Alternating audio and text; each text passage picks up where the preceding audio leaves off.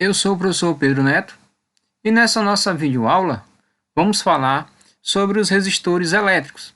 Reparem aqui nessa figura, esses componentes eletrônicos aqui, essas faixas coloridas, isso aqui são resistores elétricos.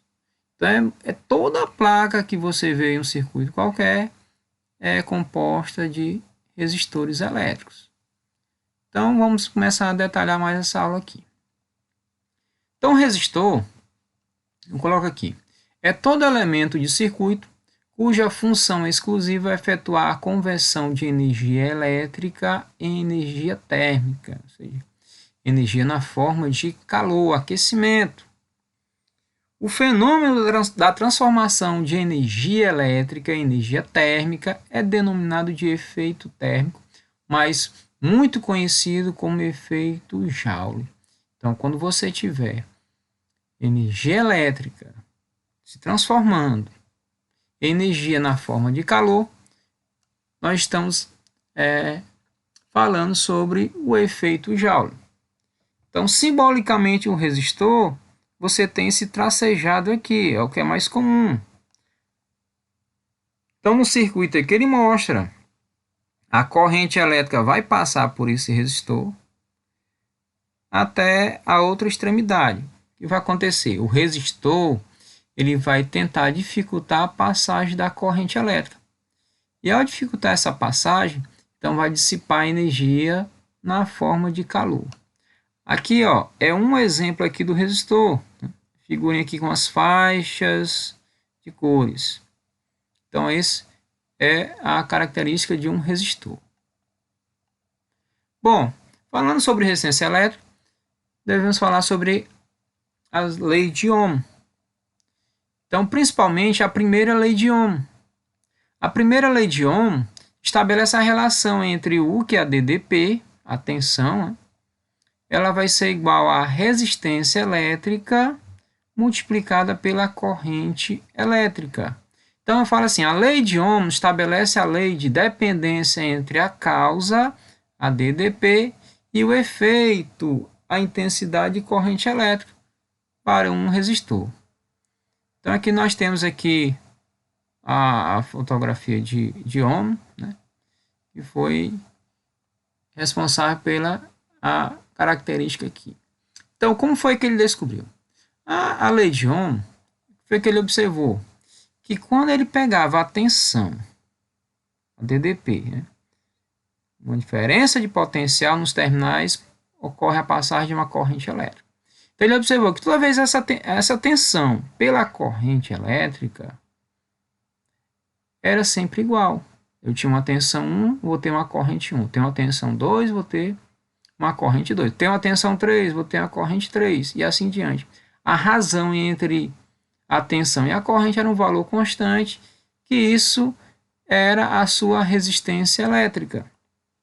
Então, graficamente, um resistor ôhmico, nós temos sempre uma reta linear partindo da origem, sempre da origem, linear, da origem. E para cada valor da tensão, no eixo aqui na vertical, corresponde ao valor da corrente na horizontal. Então, para a tensão 1, eu tenho a corrente I1. Para a tensão 2, eu tenho a corrente I2. Quer dizer, esse valor aqui, tensão 1 pela corrente 1, se você dividir, o valor tem que ser o mesmo da tensão 2 pela corrente I2. Também temos o seguinte, tem uma relação trigonométrica que diz o seguinte, que a tangente do ângulo é numericamente igual à sua resistência. Por que é a tangente?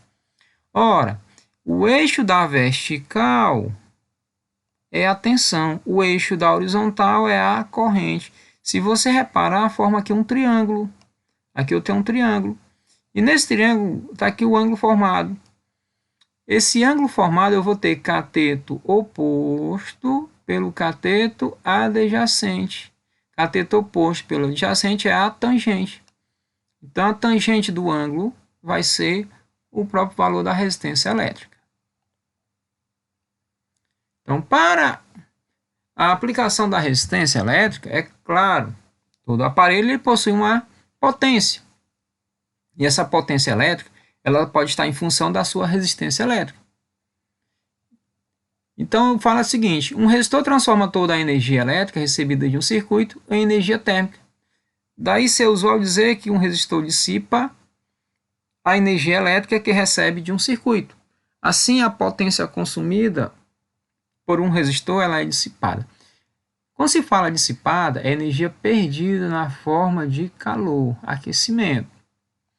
Então, na aula anterior, foi colocado a vocês que a potência era a tensão multiplicada pela corrente.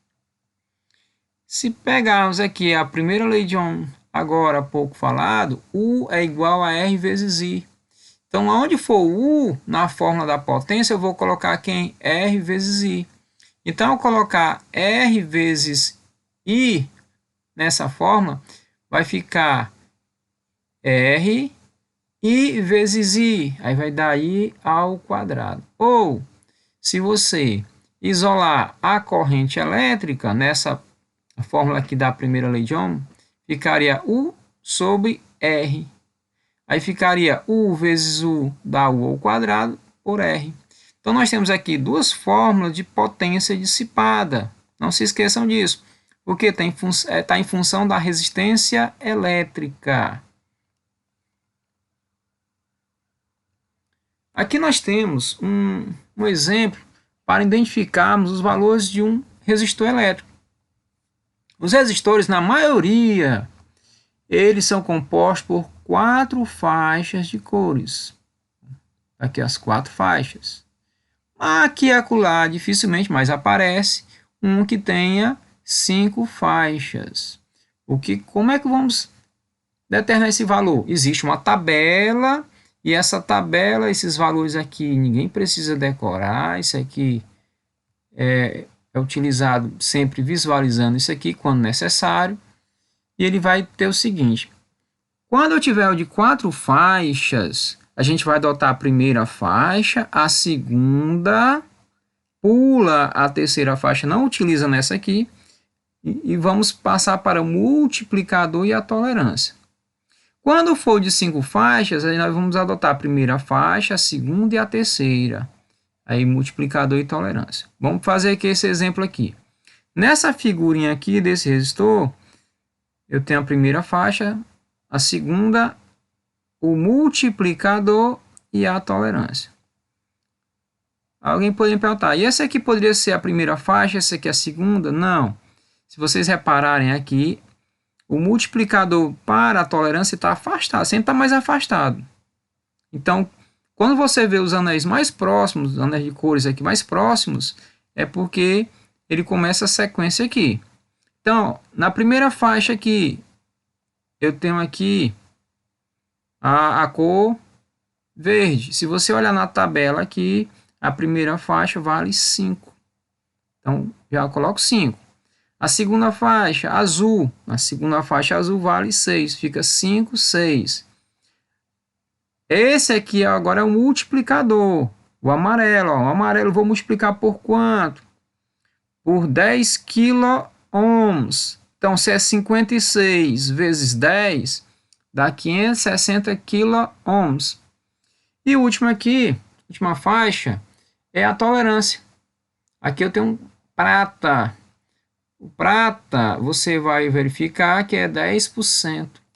Então, esse 10% para mais ou para menos. Quer dizer, pode ser um pouquinho a mais que 560 quiloohms ou um pouquinho abaixo de 560 ohms. É válido. Agora, esse outro aqui é o mesmo processo, só que vai aumentar mais uma faixa de cor. Então, aqui a primeira faixa é o vermelho aqui vale 2. Depois, a segunda faixa, laranja vale 3. Então, 2, 3. Próximo, a terceira faixa, violeta 7. Então, 7. Agora, ó, o multiplicador é o preto. Multiplicador, quando for preto, eu vou multiplicar por 1. Então, fica 237 ohms. Tolerância, aqui é marrom. Ó, marrom, a tolerância é de 1% para mais ou para menos. Então, essa é a tabela de cores para determinarmos os valores dos resistores elétricos.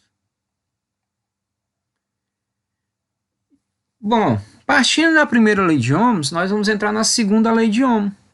A segunda lei de Ohm, novamente, resistência está em função do comprimento de um condutor pela sua área.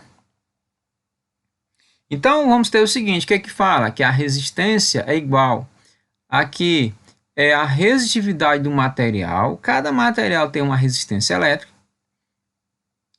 O L é o comprimento do condutor e o A é a sua área. Então, nós vamos ter o seguinte, a resistência é diretamente proporcional ao comprimento e à resistividade e é inversamente proporcional à sua área. Quer dizer, quanto maior o comprimento, maior é a resistência. Quanto maior a resistividade, maior a resistência. Quanto maior a área, menor será a resistência elétrica. Aí eu tenho um exemplo aqui de dois materiais. O cobre, a resistividade dele é de 1,7 vezes 10 elevado a menos 8 ohms vezes metro. E aí a mistura do níquel e cromo, 110 vezes 10 elevado a menos 8 ohms vezes metro. Então, reparem que esses valores aqui, eu vou ter aqui resistências diferentes. Então, utilizando aqui a aplicação do efeito Joule, como foi dito agora anteriormente, transformação de energia elétrica em energia térmica.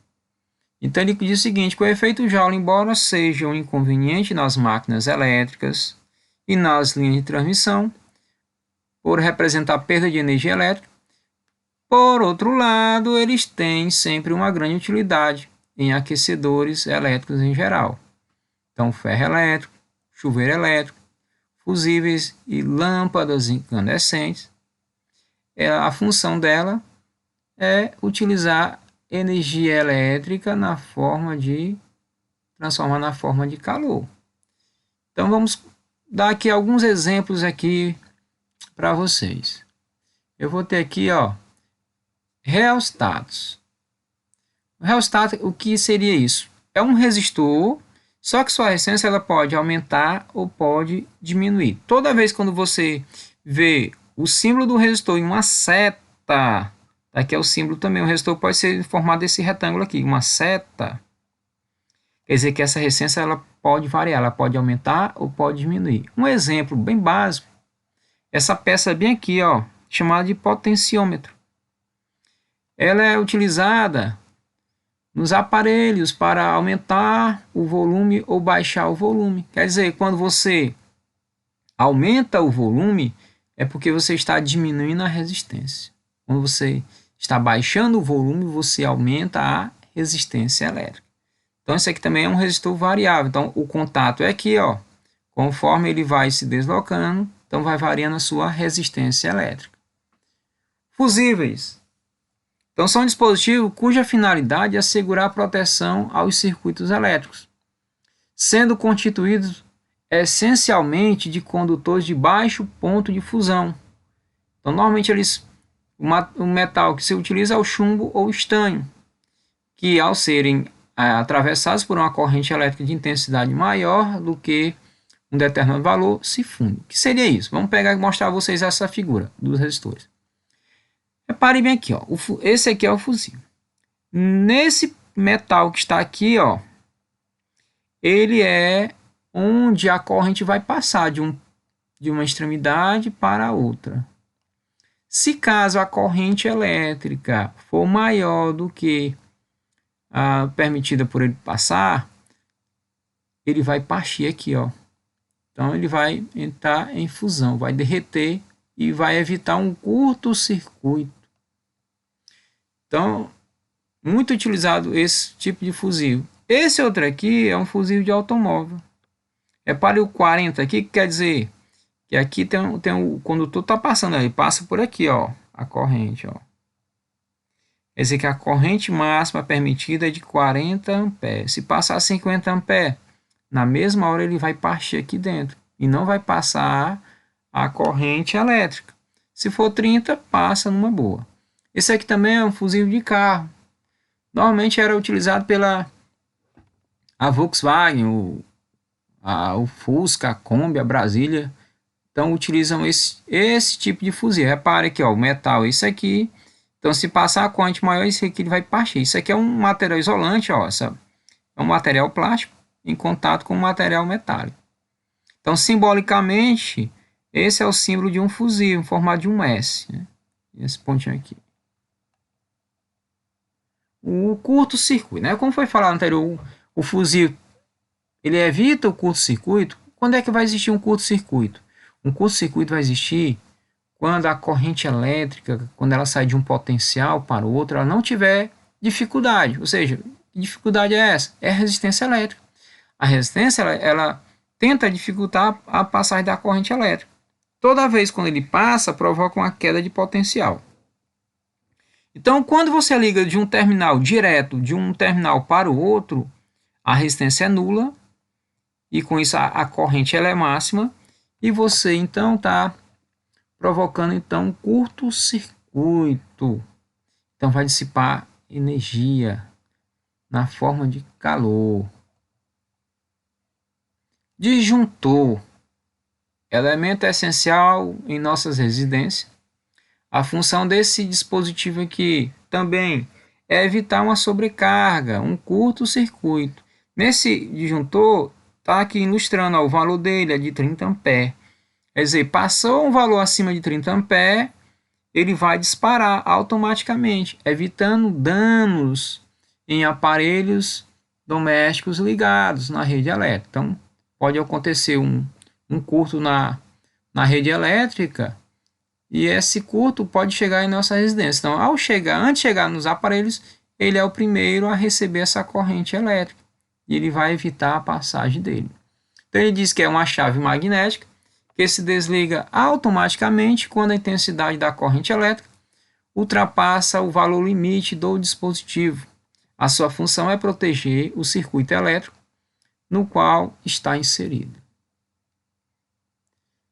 E as lâmpadas incandescentes, embora a sua utilidade praticamente não existe mais no comércio, né?